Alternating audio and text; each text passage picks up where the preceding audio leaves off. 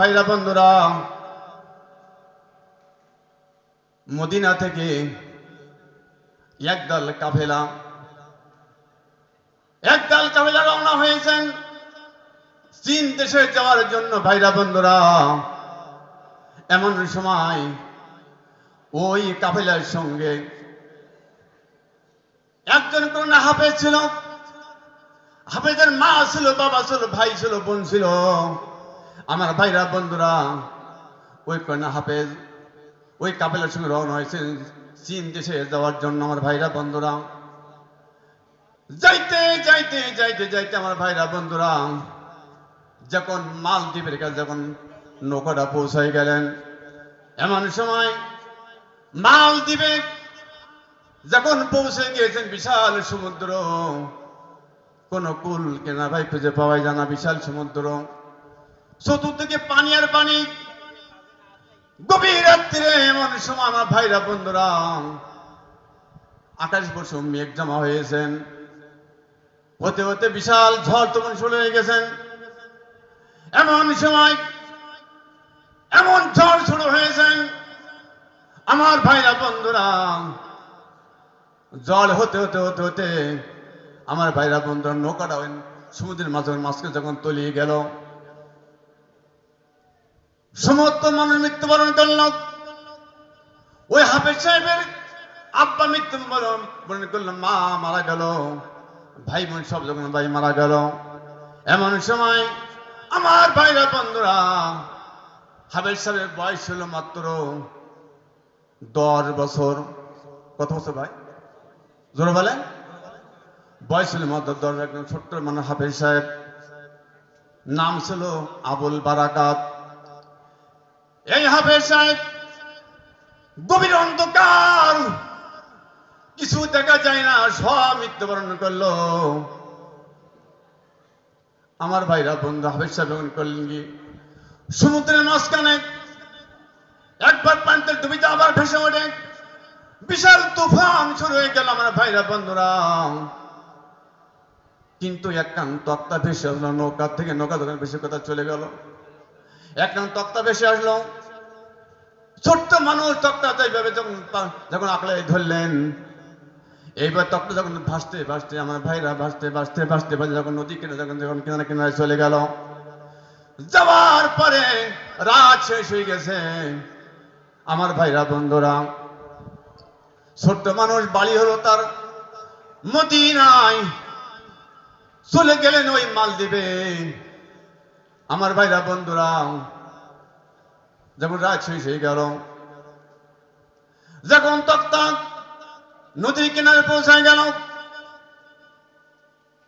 যাওয়ার পরে ছোট্ট মানুষ কোথায় যাবে কেউ তাকে চেনে না, তিনি কোথাও চেনে না। আমার ভাইরা বন্ধুরা, হাফেজ সাহেব কার বাড়ি যাবে, কোথায় যাবে, জায়গা তো তার চেনা নাই।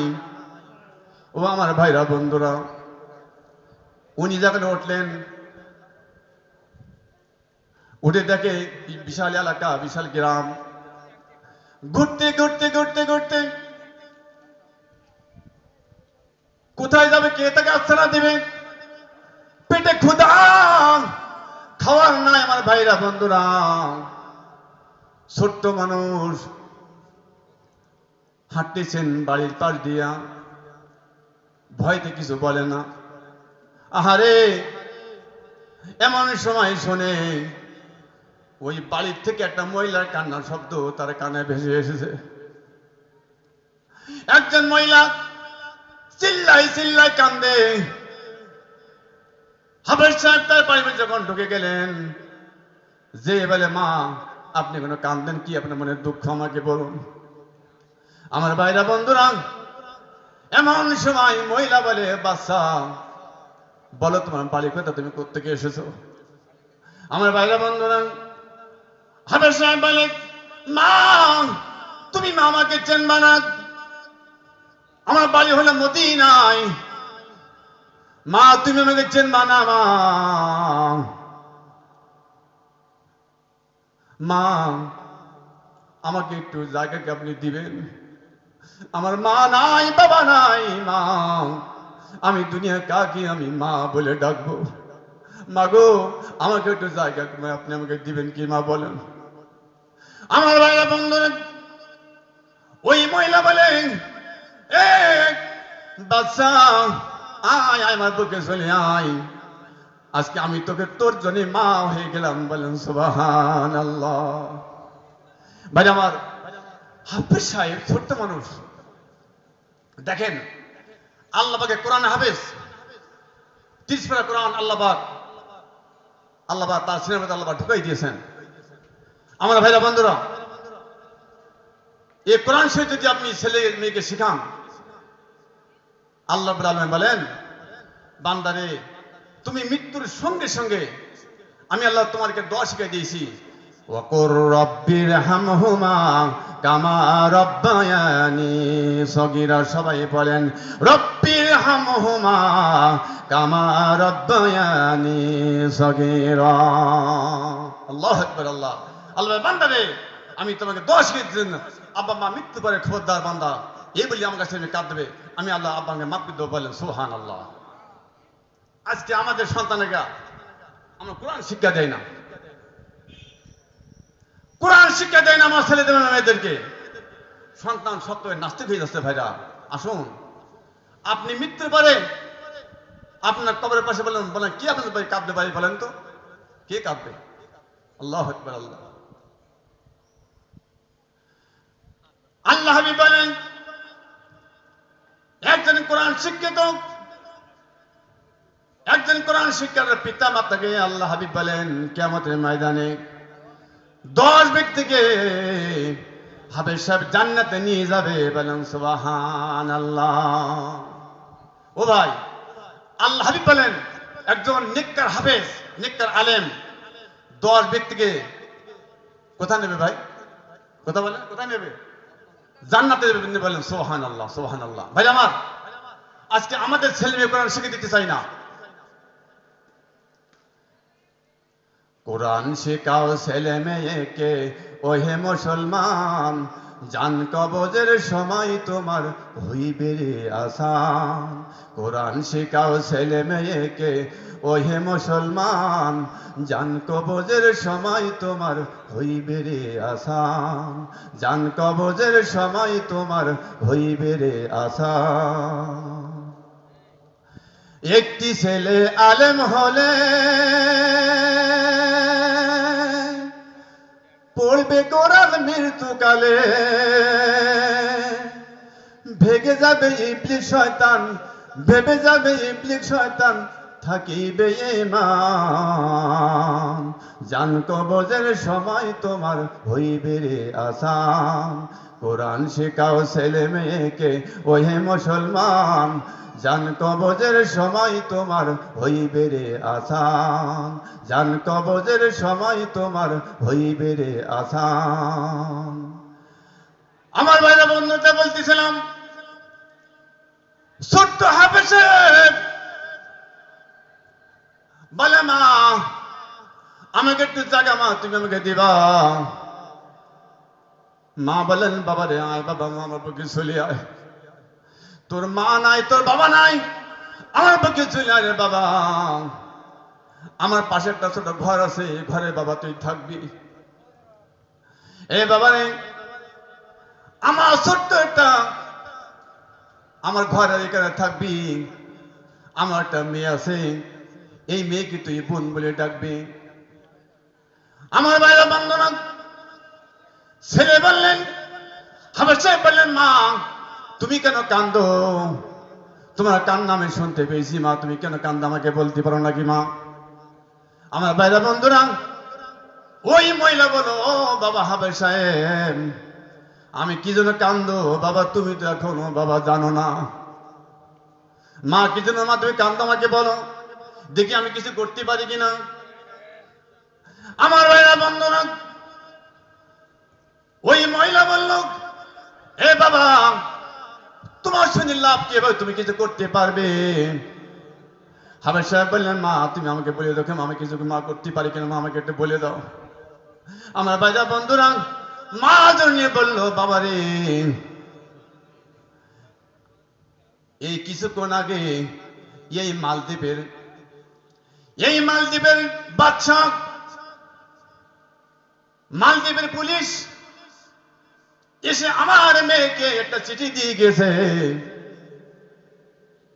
এই আগামীকালকে রাত্রি আমার মেয়েকে ওই সমুদ্রের মাঝখানে একটা কালী মন্দির আছে, এই কালী মন্দিরে প্রতি বছর একটা করে সুন্দরী মেয়ে দেওয়া লাগে।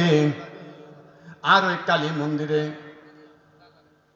সমুদ্র থেকে বিশাল একটা দৈত্য ওঠে, দেহ ওঠে। আমার দেশের সরকার আইন করেছে প্রতি বছর একটা করে দেহ ওঠে, আমাদের সমস্ত দেশটাকে বিশাল ঝড় তখন শুরু করে দেয়। আর প্রতি বছর সমস্ত ফসল নষ্ট হয়ে যায়, মানুষ মৃত্যুবরণ করে, কিছু দেশে আর থাকে না। আমার দেশের সরকার আইন করেছেন, আমার ভাইরা বন্ধুরা, আমার দেশের সরকার এই ঝড় থেকে বাঁচার জন্য, প্লাবন থেকে বাঁচার জন্য আমার দেশের সরকার জ্যোতিষী ডাকলো। আর জ্যোতিষী গণনা করলো। জ্যোতিষী বলল, এ বাচ্চা, এই দেশের প্লাবন থেকে বাঁচার জন্য, এই দেশের ঝড় থেকে বাঁচার জন্য, বিপদ থেকে বাঁচার জন্য, ও বাচ্চা, প্রতি বছর আমি দেখলাম প্রতি বছর একটা সুন্দর রূপসী কন্যা ওই কালী মন্দিরে দেওয়া লাগবে। আর এই কালী মন্দিরে ওই সাগর থেকে বিশাল দৈত্য আসবে, জিন আসবে, এসে ওই মেয়ের সঙ্গে অপকর্ম করবে, মেয়ের সঙ্গে জিনা করবে। জিনা করার পরে ওই মেয়েটাকে ঘাটটা ভেঙে তাকে রক্ত পান করেছে, ওই মেয়েটাকে মেরে মেরে আবার সে সাগরে চলে যাবে। তাহলে আর কোনদিন এই দেশে ঝড় তুফান হবে না, বলেন নাউজুবিল্লাহ। দেখছেন জ্যোতিষে কি ফন্দি। ভাই আমার, এখন তো করার কিছু নাই, এখন দেশের বাচ্চার হুকুম, প্রতি বছর একটা করে রূপসী কন্যা দেওয়া লাগবে। আমার আগে আমার দেশ থেকে অনেক রূপসী কন্যা ওই কালী মন্দির দেওয়া হয়ে গেছে। আর এই আগামী রাত্রি আমার পালা, আমার মেয়ের পালা। আল্লাহু আকবার, আল্লাহ। হাফেজ সাহেব, এখন এই আমার এই রূপসী কন্যাকে আমি কি করে বাঁচাবো? আমার কোনো ক্ষমতা নাই, যেহেতু দেশের সরকার আইন করেছে। আমি তো একজন ক্ষুদ্র মহিলা, আমার তো আমার স্বামী নাই, আমার দুনিয়া কেউ নাই, আমার সাথে কেউ নাই, আমি একা একা, আমি তার সঙ্গে আমি কি পারবো? সরকারি শক্তি। হাফেজ সাহেব বলল, মা কোন চিন্তা করবেন না, বলেন সুবহানাল্লাহ, সুবহানাল্লাহ। মা চিন্তা করবেন না, কোন চিন্তা নয় মা, দেখুন আমি কি করি, বলেন সুবহানাল্লাহ, বলে সুবহানাল্লাহ। ঘুম আসছে ভাই, ঘুম আসে? দেখেন আল্লাহ পাকের কোরআন কত বড় সম্মান। আল্লাহ কোরআন যার ছেনা আছে, বলেন তারপরে ইবাদত করে কে? আল্লাহ বলে ইবাদত করে, বলেন সুবহানাল্লাহ, সুবহানাল্লাহ। বলে আসুন আমাদের ছেলে মেয়ে কোরআন শিক্ষা দেন, তাহলে দুনিয়ায় সম্মান পাবেন, আখিরাতে জান্নাত পাবেন, বলেন সুবহানাল্লাহ, সুবহানাল্লাহ। আমার ভাইরা বন্ধুরা, আমি একটু অষ্টটি ভাই ঘুরাই নিয়ে যাই। যেদিন কিয়ামত কায়েম হয়ে যাবে, ওই কিয়ামতের ময়দানে আমার ভাইরা বন্ধুরা, আল্লাহু আকবার, আল্লাহু আকবার। যেদিন কিয়ামত কায়েম হয়ে যাবে, ওই কিয়ামতের ময়দানে আমার ভাইরা বন্ধুরা, আপনার সন্তান যদি ভাই নামাজ না আদায় করে, আপনার সন্তান যদি ভাই আল্লাহ কোরআন না শোনে, ঈমান যদি না থাকে, আমার ভাইরা বন্ধুরা, ওই কিয়ামতের ময়দানে আমার ভাইরা বন্ধুরা, আপনার সামনে আপনার ছেলেকে যখন জাহান্নামের রশি যখন গলায় লাগাই দিবে, আমার ভাইরা বন্ধুরা, আল্লাহ পাকের ফেরেশতারা জাহান্নামের রশিতে হাত বাঁধবে, পা বাঁধবে, গলায় জাহান্নামের শিকল লাগাবে। যখন টানতে টানতে জাহান্নামে নিয়ে যাওয়া হবে, এমন সময় ভাইরা বন্ধুরা সন্তান বলবে, ও ফেরেশতা, আমি কিন্তু একা দায়ী নাই। ও ফেরেশতা, আমি একা দায়ী নাই, আমাকে জাহান্নামে নিও না, আমি একা দায়ী নাই। বলে আর কি দায়ী? সন্তান কোরআন থেকে বলবে, নাজআলহুমা তাহাতা আকদামিনা লিয়াকুনা মিনাল আসফালিন। আল্লাহু আকবার। আল্লাহ, সন্তান বলবে, আল্লাহ আমি একা দায়ী না, আল্লাহ আল্লাহ আমি একা দায়ী নাই, আল্লাহ আমার আব্বা দায়ী, আমার মা দায়ী। আব্বাকে ধরেন, মাকে ধরেন। দেখছেন সন্তান হাসির মাঝে আপনার বিরুদ্ধে কি ভাই কি বলবে, আপনার বিরুদ্ধে আল্লাহর কাছে ভাই মামলা করবে। আল্লাহ একা দায়ী না আমি, আব্বাকে ধরেন, মাকে ধরেন। আল্লাহ বলে কেন? সন্তান বলে, আল্লাহ রাব্বুল আলামিন আপনি বলেছিলেন, ইয়া আইয়ুহাল্লাযীনা আমানু কু আনফুসাকুম ওয়া আহলিকুম নারা। আল্লাহ আপনি বলেছিলেন যে এই ইমানদার বান্দা বান্দিরা, তুমি নিজে জাহান্নাম থেকে বাঁচাও, তোমার আহলকে জাহান্নাম থেকে বাঁচাও। আল্লাহ আমার মা আমার আব্বা আমায় কোনদিন নামাজের দাওয়াত দেয় নাই, আমায় কোরআন শিক্ষা দেয় নাই, আল্লাহ আমি একা দায়ী নাই। আল্লাহ আব্বাকে ধরুন, মাকে ধরুন, আল্লাহ আমার আব্বাকে মাকে আমার সামনে এনে দাও, তাহাতা আকদামিনা লিয়াকুনা মিনাল আসফালিন। আল্লাহ আমার পা দিয়ে এমন দোয়া দোয়া আল্লাহ দোয়া, তবে আমি জাহান্নাম যাব বলেন নাউজুবিল্লাহ। আমার ভাইরা বন্ধুরা, তাহলে আমার সন্তান আমার ছেলে মেয়েকে ভাই কোরআন শিক্ষা দেন, ইলম শিক্ষা দেন, আমল শিক্ষা দেন। ভাইরা বন্ধুরা আমার, আজকে আমাদের ঘরে কোরআন শিক্ষা নেই, নামাজ শিক্ষা নেই, শুধু আছে ইন্টারনেট আর ফেসবুক। আমার ভাইরা বন্ধুরা, তাই আমি বলতেছিলাম ভাইরা বন্ধুরা, আমাদের ছেলে আমাদের মেয়ে আমাদের সন্তান ভাই নামাজ শিক্ষা কোরআন শিক্ষা দেন। আল্লাহ পাক বলেন আমার ভাইরা বন্ধুরা, ওয়াসিকাল্লাযীনা কাফারু ইলা জাহান্নামা যুমারা। আমার ভাইরা বন্ধুরা, তাই বলতেছিলাম কোরআনের কত সম্মান, কোরআনের কত মর্যাদা।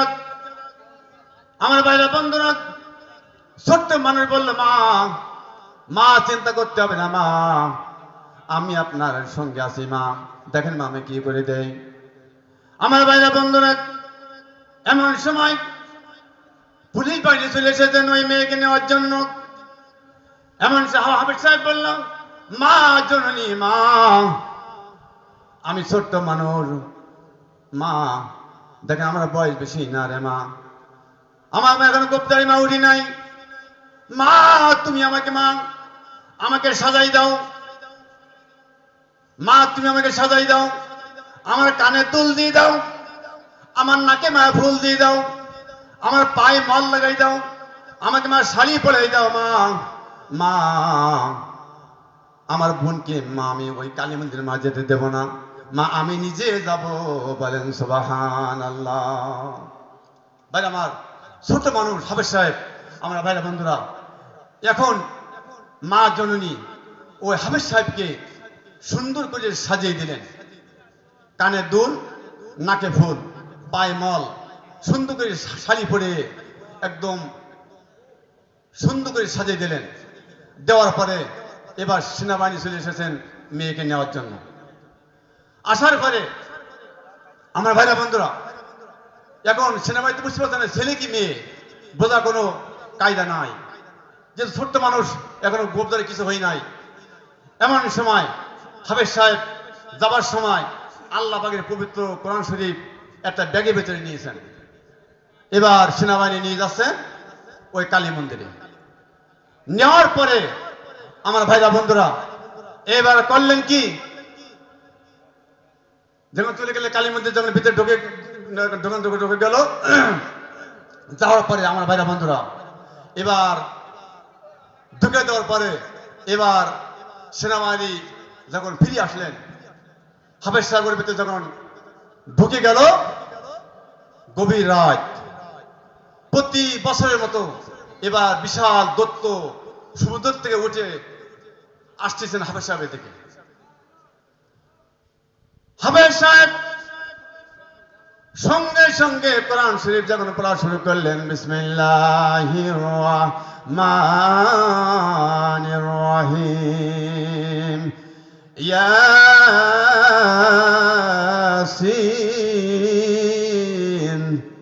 ওয়াল কুরআনিল হাকীম, ইন্নাকা লামিনাল মুরসালিন আলা সিরাতিম মুস্তাকিম। হাফেজ সাহেব পবিত্র কোরআন থেকে যখন পড়া শুরু করলো, আমার ভাইরা বন্ধুরা দত্ত যখন কাছাকাছি চলে আসলেন, দেখে হাফেজ সাহেব কোরআন শরীফ তেলাওয়াত করতেছেন। আর কোরআন শরীফ যখন তার কানে যখন শুনে শব্দ চলে গেল, সঙ্গে সঙ্গে দত্ত ওখান থেকে ফিরে আবার সমুদ্রে চলে গেল। বলেন সুবহানাল্লাহ। আল্লাহ কোরআনে দেখেন কি সম্মান, কি ক্ষমতা, কি শক্তি। আল্লাহ কোরআন যে ঘরে তেলাওয়াত করা হয়, ভাইরা আবার শুনে রাখুন, আল্লাহ হাবিব বলেছেন ওই ঘরের ভেতরে 10টা রহমত বর্ষিত হয়। বলেন সুবহানাল্লাহ, সুবহানাল্লাহ। আজকে আমাদের ঘরে কোরআন তেলাওয়াত করা হয় না, ঘর থেকে কোরআন আমরা বের করে দিয়েছে ভাই, ঘরে কোরআন তেলাওয়াত করা হয় না। তার কারণ হলো এখন ঘরের মধ্যে ঢুকেছে মোবাইল, ফেসবুক, ইন্টারনেট, কোরআনের ঘরের ভিতরে জায়গা নাই। যার কারণে ওই দেখেন ওই ঘরে শান্তি নাই, ওই বাড়ি শান্তি নাই। ছেলে বাপকে মানে না, বাপ ছেলেকে মানে না, হুঙ্কার দেয়, সন্তান বাপকে ধমক দেয়, আর ওই সন্তান মাকে ধমক দেয়। আমার ভাইরা বন্ধু, একমাত্র কোরআনের আইন না মানার কারণে আজকে আমাদের সন্তান ভাই এগুলো আল্লাহ থেকে তারা মুখ ফিরে নিয়েছে। আমার ভাইরা বন্ধুরা, এমন সময় যখন কোরআন শরীফ তেলাওয়াত করা হলো, ওই তথ্য ওইখান থেকে যখন ফিরে চলে গেল, রাত যখন শেষ হয়ে গেল, সেনাবাহিনী চলে আসলো। মনে হয় হাফেজ সাহেব, মনে হয় মেয়েটা মৃত্যুবরণ করেছেন। প্রতি বছর তো মৃত্যুবরণ করে, তাকে হত্যা করে সে চলে যায়। চলে এসেছেন সেনাবাহিনী। আসার পরে সেনাবাহিনী যখন দরজা খুলে দিলেন, এমন সময় সেনাবাহিনী দেখলেন হাফেজ সাহেব কোরআন তেলাওয়াত করে, বিসমিল্লাহির রহমানির রহিম, ইয়াসিন ওয়াল কুরআনিল হাকীম, ইন্নাকা লামিনাল মুরসালিন আলা সিরাতিম মুস্তাকিম। সেনাবাহিনীতে তাজ্জব হলো, কি ব্যাপার? প্রতি বছর এখানে একটা মেয়ে দেওয়া হয়, আর সে মেয়েটাকে হত্যা করে আর তার সঙ্গে অপকর্ম করে, আর দেখি এখনো এই লোকটা, এ তো দেখতে মেয়ে, এ দেখতে পুরুষ, এর কারণ কি? এই তুমি পুরুষ কেন? হ্যাঁ, তুমি তো মেয়ে, তুমি পুরুষ কোত্থেকে আসলে? এমন সময় হাফেজ সাহেব বললেন, ও সেনাবাহিনী শুনে রাখেন, আপনি আমাকে চেনেন না, আমার বাড়ি হলো মদিনায়। আমি যাচ্ছিলাম আমার পিতা মাতার সঙ্গে ওই চীন দেশে, কিন্তু আস্তে আস্তে এই মালদ্বীপের সমুদ্রের মাঝখানে সবাই মৃত্যুবরণ করেছিল, আমি একা একা জীবিত ছিলাম। ও সেনাবাহিনী, আপনি আমাকে চেনেন না, যে মেয়েটাকে আপনার আনার জন্য গিয়েছিলেন, আমি কিন্তু মেয়ে না, আমি কিন্তু ওই বাড়ির একজন গোলাম, ওই বাড়িওয়ালা আমাকে রেখেছেন। আপনি আমাকে চেনেন না, আমি কোরআন হাফেজ। আমার ভাইরা বন্ধুরা, এমন সময় সেনাবাহিনী বলল, হাফেজ সাহেব রে, তাহলে চলো সরকারের কাছে তোমাকে যাওয়া লাগবে, সরকারের কাছে তোমাকে যাওয়া লাগবে। আমার ভাইরা বন্ধুরা, এমন সময় যখন হাফেজ সাহেব নিয়ে গেল ওই সরকারের কাছে, সরকার বলল, তোমার বাড়ি কোথায় বলো, কি জন্য এসেছ? হাফেজ সাহেব বলল, ও দেশের বাচ্চা, আমার বাড়ি হলো মদিনায়।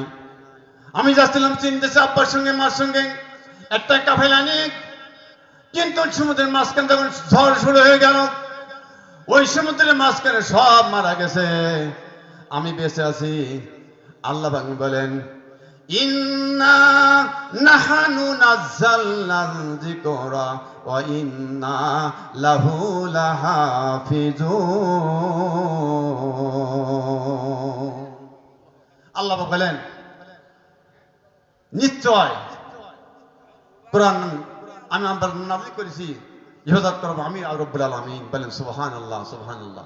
আমার ভাইরা বন্ধুরা, যারা কোরআন শরীফের আমল যারা করে, কোরআন শরীফ যারা মানে, কোরআন যারা বিশ্বাস করে, কোরআনের হুকুম মতে যা চলে, আল্লাহ আলামিন বলেন যে এই ব্যক্তিকে ইবাদত করব আমি রব্বুল আলামিন। বলেন সুবহানাল্লাহ, সুবহানাল্লাহ।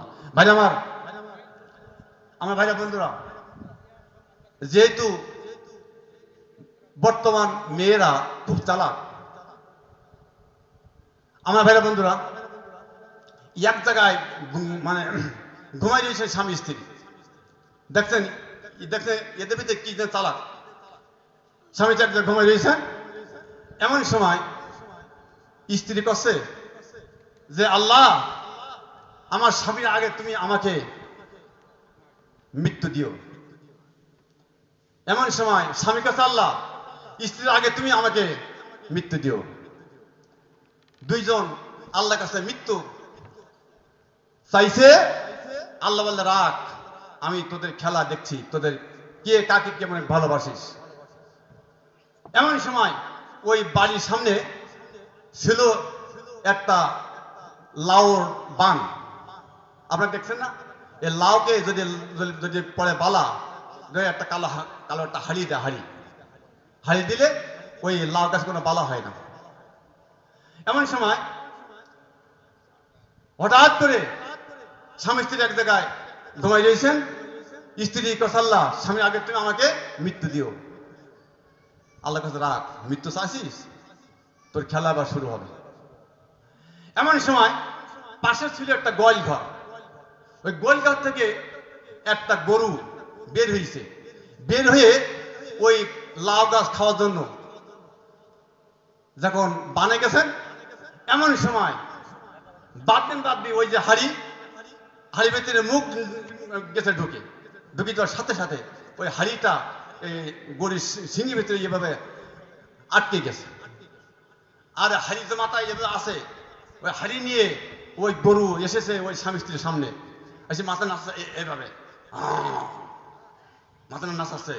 এমন সময় স্ত্রীর কাছে মনে হয় মালাকের মুখ মনে হয় চলে এসেছে, আমি মৃত্যুতে দাবি করেছি। ও কাছে আমি না, ওইটি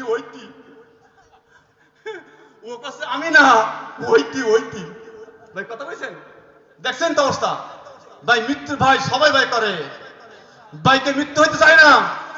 এদের ভাইরা বন্ধুরা আসুন, আমরা ভাই মৃত্যুকে ভয় করে ভাই লাভ হবে না। আমাদের ভাই প্রত্যেক কবরে যাওয়া লাগবে। ভাই আমার বন্ধুরা আসুন, আমরা কবরে যাওয়ার আগে আমরা ঈমান নিয়ে ভাই কবরে যাওয়ার চেষ্টা করি। সকলে বলি আল্লাহুম্মা সাজায়া দে রে তোরা, সাজাইয়া দে নতুন কাপড় পরাইয়া, আমার সাদা কাপড় পরাইয়া কান্দে করে নে, সাজাইয়া দে রে তোরা, সাজাইয়া দে আমায়, সাজাইয়া দে রে তোরা, সাজাইয়া দে। আমার সাদা কাপড় পরাইয়া, আমার নতুন কাপড় পরাইয়া কান্দে করে নে, সাজাইয়া দে রে তোরা, সাজাইয়া দে আমায়, সাজাইয়া দে রে তোরা, সাজাইয়া দে। ভবের হাটের লেনা দেনা এবার হলো শেষ, পরবাসী জীবন ছেলে যাব আপন দেশ। তাহলে ঠিক না ভাই না কথা বলেন? আল্লাহু আকবার। পরবাসী জীবন ছেলে যাব আপন দেশ, যেতে হবে মাটির ঘরে,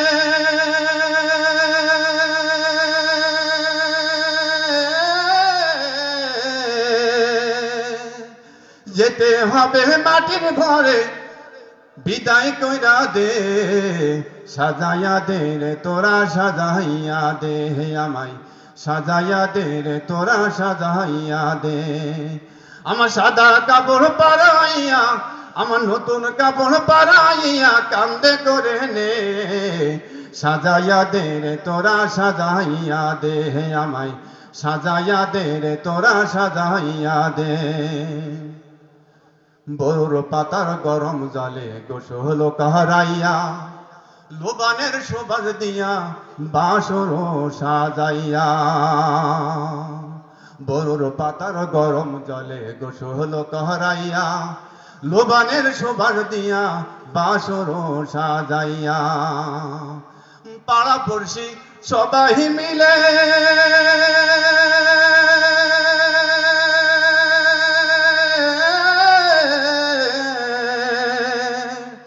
পাড়া পড়শি সবাই মিলে গোসল ছাইরা দে, সাজাইয়া দে রে তোরা সাজাইয়া দে, আমায় সাজাইয়া দে রে তোরা সাজাইয়া দে।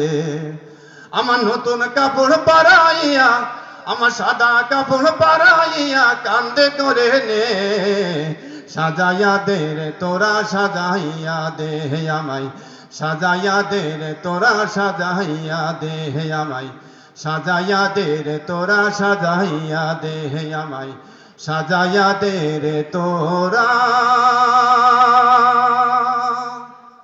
সাজাইয়া দে। ভাই আমার সহযোগিতা করবেন, যেহেতু বক্তা চলে এসেছেন। আমি আপনাদের সামনে যে কথাগুলো বললাম, আপনার ছেলে মেয়েকে কোরআন শিক্ষা দেন, নামাজ শিক্ষা দেন, ইলম শিক্ষা দেন, তাহলে দুনিয়ায় সম্মান পাবেন, আখিরাতে পাবেন জান্নাত। বলেন সুবহানাল্লাহ। আমাদের সবাই দোয়া করবেন। এখানে আমি কথা শেষ করছি। আসসালামু আলাইকুম ওয়া রাহমাতুল্লাহি ওয়া বারাকাতুহু।